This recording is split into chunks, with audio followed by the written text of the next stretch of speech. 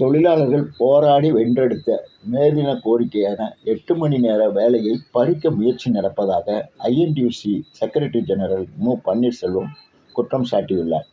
Chennai Royapettah INTUC தொழிற்சங்க அலுவலகத்தில் மு. பன்னீர்செல்வம் கொடியேற்றி வைத்தார். ஐஎன்டியூசி நிறுவனர் ராமானுஜத்தின் உருவ சிலைக்கு மாலை அணிவித்தார். இதன் பின்னர் அவர் செய்தியாளர்களுக்கு அளித்த பேட்டியின் போது, மே தின கோரிக்கையான 8 மணி நேர வேலையை பறிக்க முயற்சி நடப்பதாகவும், ஏற்கனவே நடந்த முயற்சியை தொழிற்சங்கங்களின் ஒற்றுமையோடு செயல்பட்டு தடுத்து நிறுத்தியிருப்பதாகவும் அவர் கூறினார். இந்நிகழ்ச்சியில் ஐஎன்டியூசி பொதுச் செயலாளர் கோபி பன்னீர்செல்வம், செயலாளர் ஆறுமுகம், போக்குவரத்து பிரிவு துணைத் தலைவர் மதியழகன், சென்னை மாவட்ட பொதுச் செயலாளர் ஆலந்தூர் நாகராஜன், சேலம் மாவட்ட தலைவர் முருகேசன், பொருளாளர் நடராஜன், துறைமுகம் தொழிற்சங்க மூத்த துணைத் தலைவர் சரவணன், பொருளாளர் செல்வம், போரூர் எஸ். ஆறுமுகம், பிலால் உள்ளிட்ட ஏராளமானவர்கள் பங்கேற்றனர்.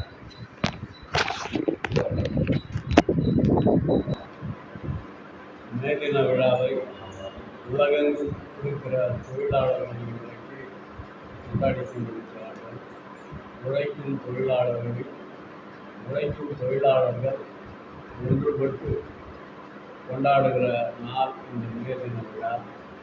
மே தின விழாவில் 8 மணி நேர வேலை, 8 மணி நேர ஓய்வு, 8 மணி நேர உறக்கம் என்று மூன்றாக பிரித்து உலகெங்கிலும் இருக்கிற தொழிலாளிக்கு நிர்ணயிக்கப்பட்டிருக்கிற இந்த நாளை அனைவரும் கொண்டாடி கொண்டிருக்கிறோம். இந்த மே தின விழா சிறப்பை,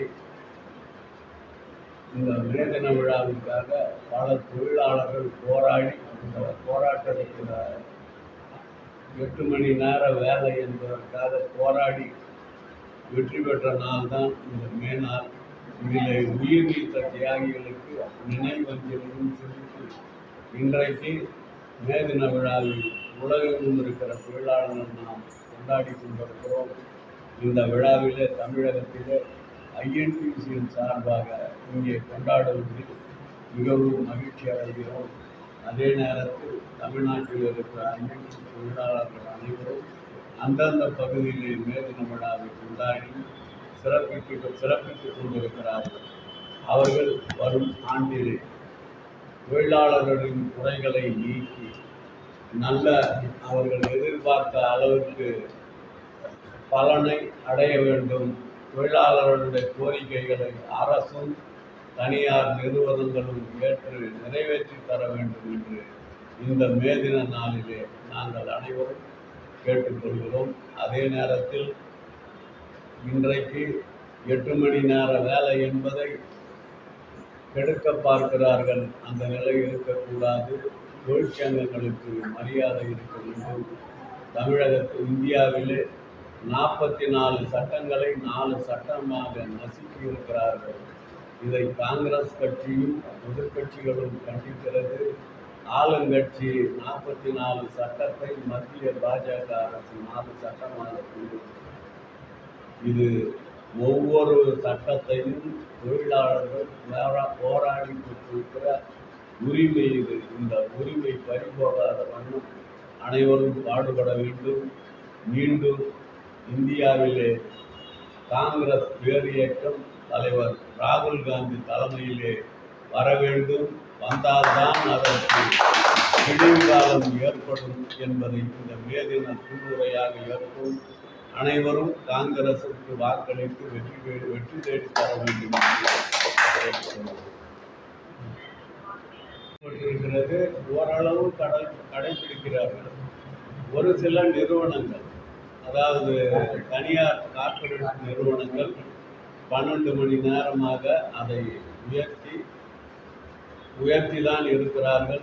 அதை தமிழக அரசும் அவர்களுக்கு ஒத்துப்போகிற அளவு இந்த சட்டத்தை முன்மொழிந்தார்கள்.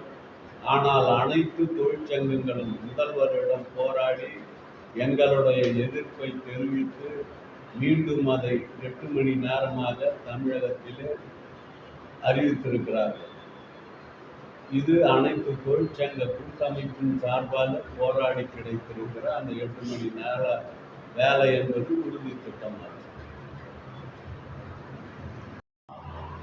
குறைந்தபட்ச ஊதியம் என்பது இன்னைக்கு வாங்குற தொழிலாளர்கள் அதில் கூடவும் இருக்கும் குறைவும் இருக்கும். ஆனால் ஒரு வழக்கு மற்ற பிரச்சனைகள் ஏற்படுகிற போது தான் குறைந்தபட்ச ஊதியத்திற்கு வலு கிடைக்கும். இல்லை என்றால் தொழிலாளர்கள் அதை போராடி அந்தந்த பகுதியை பெறக்கூடிய வாய்ப்பினை இன்றைக்கு பெற்றிருக்கிறார்.